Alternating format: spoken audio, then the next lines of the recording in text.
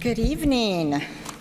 So Jeff talked about, he had such kind of lofty reasons for choosing his university. I am a proud of alumni of Indiana University, where I chose because our mantra was, we tailgate harder than your team plays. And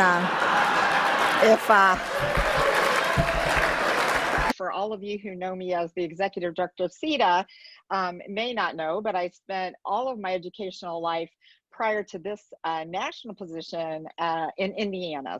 Great learning and great opportunities going on all over the country, but I did feel like in Indiana we had a momentum around bringing in digital tools and personalized learning and blended learning for families. Indiana is just kicking butt in that area, and be happy to talk to any of you individually about that, but it's just an amazing team. Jason Bailey is with me from my team, and great people, but being part of SETDA and actually connecting with so many of you has just been just beyond what my heart can almost hold some days. And I actually was in a conversation where some people were talking about, they said, well, once we get everybody back in, what is our grading going to look like? And should we give the report cards, like all this? And I was just like, are you kidding me? Like, is that really what we want to care about? Like, I want to care about kids coming back in and feeling the love of and friendship and I just think this is a time in history that we need to honor, and but we really have to care about those kids and those families and those teachers.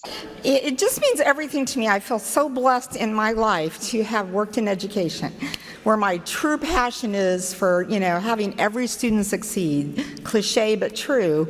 And I've just been able to do so many great things in districts, and then had the wonderful opportunity to come to the state of Indiana and lead instructional technology for our state. For us, it's actually maybe the time to change education and to come out of this. So I kind of hope that we don't just go back to, I'd love to do this every week with you all and keep talking. I think we're always better together. That's the only thing I can say. So many of you've heard me talk so much about SETDA family. And I mean it so much from my heart.